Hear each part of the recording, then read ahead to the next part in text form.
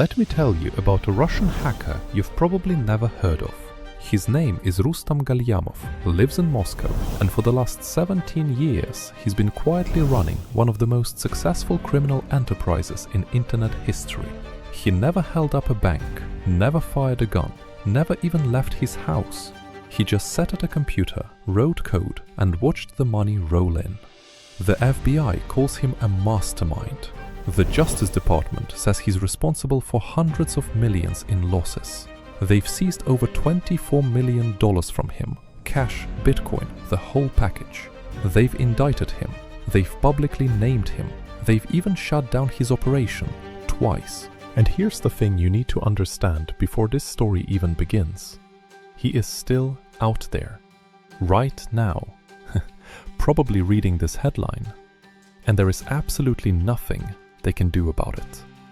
Oh, and one more thing. His malware was called Qakbot. The FBI's operation to take him down, they called it Duck Hunt. You really can't make this stuff up.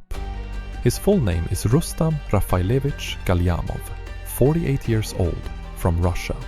Before May 2025, most people in the cybersecurity world had never heard his name out loud. That changed on May 22nd, 2025. That's the day the United States Department of Justice unsealed his indictment, and the world finally learned who had been quietly pulling the strings of one of the most dangerous malware machines ever built. The charges? Conspiracy to commit computer fraud, conspiracy to commit wire fraud, running a criminal enterprise that stretched across the globe for well over a decade. Prosecutors say Gallyamov began developing and controlling Qakbot all the way back in 2008. Think about that for a second.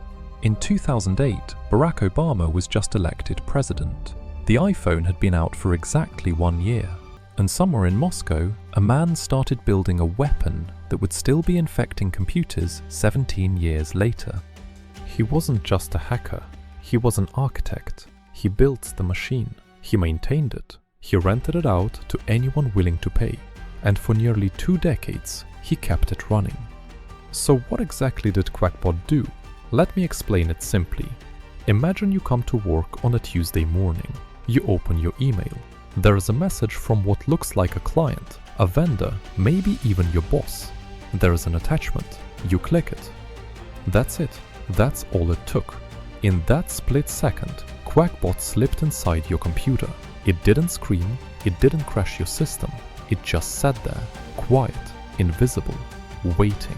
Here's what it could do once inside. Monitor every keystroke you typed, steal every password you saved, capture every login credential, take screenshots of your screen, and, most importantly, turn your machine into a zombie. Yes, a zombie. That's the actual term.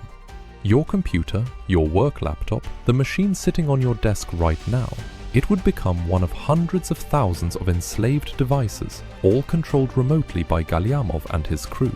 They called this a botnet, a network of the undead, all awaiting orders from their master in Moscow. At its peak, that botnet included over 700,000 infected computers worldwide. More than 200,000 of them were right here in the United States. Hospitals, dentist offices, factories, insurance companies, schools, real estate firms, a music company in Tennessee, a tech firm in Nebraska, a manufacturer in Wisconsin, a dental office in Los Angeles. Every single one of those machines, every single day, was a door that Gallyamov could open whenever he wanted. And he didn't even need to walk through those doors himself, he just rented out the keys. Here's where the story gets really interesting, and also where it gets really dark. Gallyamov didn't just infect computers for fun. He wasn't some teenager in a basement trying to prove he was smart. This was business. Pure, cold, calculated business. Beginning around 2019, prosecutors say, Gallyamov shifted his model. Instead of just stealing data himself, he started renting out access to his zombie army. If you were a ransomware gang looking for victims, you came to Rustam. You paid him, he opened the door, You walked through and demanded money, and then you gave him a cut of whatever you collected. The list of gangs who used his services: Conti, REvil, Blackbuster, Doppelpaymer, Egregor, Prolock, Namelocker, Cactus. Every ransomware attack you've heard about in the last 5 years? There's a decent chance Rustam Gallyamov's malware was how they got in. He wasn't on the front lines. He wasn't making demands or negotiating payments. He was the man behind the man, the supplier, the enabler, the guy selling bullets during a war. And for this service, he collected a percentage of every ransom paid. We don't know exactly how much he made, but we know how much the FBI managed to take away from him. That number is over $24 million, and that's just what they could find. August 29th, 2023. That was the day the FBI finally struck back. It was called Operation Endgame, one of the largest cybercrime crackdowns in history. Agents from 7 countries, the United States, France, Germany, the Netherlands, Denmark, the United Kingdom and Canada, coordinated a simultaneous assault on Gallyamov's infrastructure. Here's what made it brilliant. The FBI didn't just try to arrest people, they hacked the hackers. They gained lawful access to Qakbot's command and control servers. Then, instead of just shutting them down, they did something far more clever. They sent a message to every single infected computer in the world.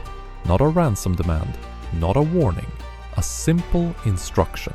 Uninstall yourself. And 700,000 machines obeyed. One by one, in offices and hospitals and homes across the planet, the Qakbot malware simply disappeared. The zombies were freed. The botnet died.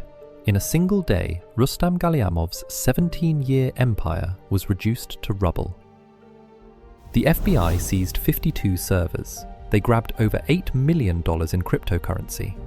FBI Director Christopher Wray stood at a podium and declared victory.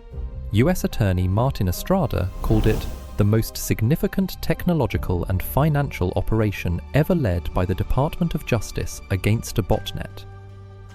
They thought it was over. They were wrong. Because here's the thing about Rustam Gallyamov that makes him different from most cybercriminals. He didn't run. He didn't hide. He didn't retire to a beach somewhere with his millions. He adapted. Within 3 months, according to prosecutors, Qakbot was back. Not the botnet, the FBI had killed that for good. But Gallyamov himself? He just changed tactics. He developed a new method. They called it spam bombing. And it was deviously simple. Here's how it worked. First, Gallyamov and his crew would flood a victim's email inbox with thousands of junk messages, subscription confirmations, spam newsletters, automated replies. So many emails that the person couldn't find anything real. Their inbox became unusable. Then, posing as an IT technician from their own company, they would call the victim. "We see you're having email problems," they'd say. "We can fix it. Just click this link, run this file, grant this access." And, exhausted, overwhelmed, desperate to make the noise stop, the victim would do exactly what they were told. It wasn't as efficient as the botnet, it wasn't as automated, but it worked. The duck was dead, but somehow the duck kept quacking. The FBI kept chasing. And on April 25th, 2025, they struck again. This time, they didn't go after his infrastructure, they went after his wallet. Agents executed another seizure warrant and grabbed more than 30 Bitcoin and over $700,000 in USDT tokens. Combined with previous seizures, the total now exceeded $24 million. Let me put that number in perspective. $24 million in cryptocurrency, all seized from one man who, as far as anyone knows, still lives in a regular house in Moscow and has never been arrested. The Justice Department filed a civil forfeiture complaint on May 22, 2025. They want to give that money back to the victims. The dental office in Los Angeles, the manufacturer in Wisconsin, the real estate company in Canada, all the people who paid ransoms because Rustam Gallyamov sold access to their computers. Matthew R. Gagliotti, head of the DOJ's criminal division, made a promise at the press conference. "We are determined to hold cybercriminals accountable. We will use every legal tool at our disposal to identify you, charge you, forfeit your ill-gotten gains, and disrupt your criminal activity." FBI Assistant Director Akil Davis was even more direct. Mr. Galyamov's bot network was crippled in 2023, but he brazenly continued. So where is Rustam Gallyamov right now? The honest answer is, nobody knows for sure. The Department of Justice says he is a resident of Moscow. The indictment was unsealed, his name was published, his crimes were laid out in detail, but the statement did not indicate his whereabouts.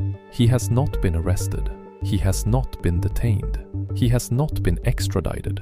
And given that Russia does not extradite its citizens to the United States, it's unlikely he ever will be, unless he takes a vacation to a country that does. And why would he? He is a ghost with a mailing address.